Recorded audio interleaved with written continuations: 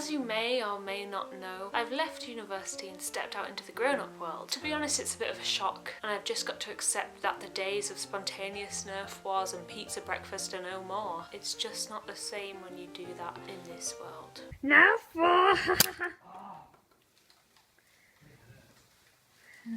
I'm finding this transition from university to grown-up world so difficult because I've always kind of been caught between two age groups. In some senses, I'm a complete child.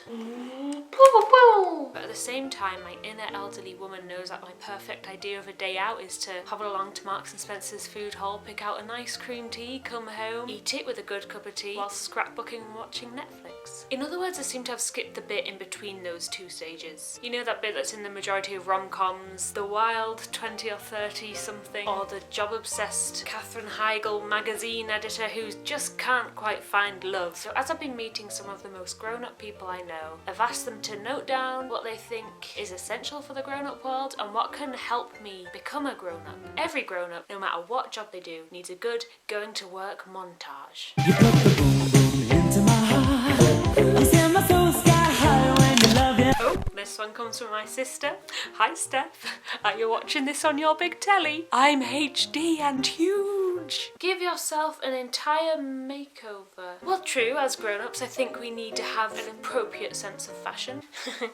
Check. My style is both appropriate and practical for the grown-up world. You put the boom boom into my heart. Apparently, I've got to talk about household items with enthusiasm. Oh, so stoked for the new Dyson Hoover. I'm gonna suck me some dust. Drink green tea. Cheers. It actually tastes like poo. Don't ask me, how do you know what poo tastes like? I hate when people ruin a cheeky hyperbole with their logic. Someone's just said, networking. Yeah, see, everyone assumes that you know what that means. Is it just grown-up language for making friends? If so, even that's difficult because introductions are the worst. I usually start philosophically questioning the nature of introducing ourselves and then make jokes about how me and that person will be future friends. Oh, what's the appropriate bodily activity for this? A handshake? Too formal. A hug? Well, they're just weird because who thought let's press our bodies together and enclose our limbs around each other, not in a creepy way. A bit too soon in the relationship, friendship, acquaintance, so we're not even Facebook friends yet. Suggest to another grown-up, let's grab a coffee. I mean, seriously, how dangerous and misleading is the phrase grab a coffee?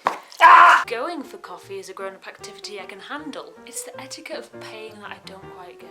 It's alright, I'll get this. Oh no, really, it's on me. No, my treat. Well, I want to treat you.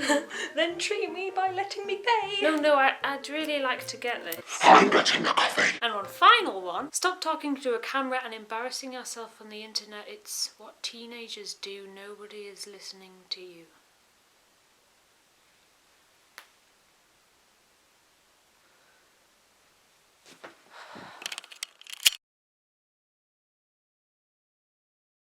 I don't care, I love talking to you, camera, and I'll never leave you. If anyone actually is listening, it's time for what the YouTube sphere calls call to action. If you have any tips or ideas on how to transition to the grown-up world, comment below, let me know.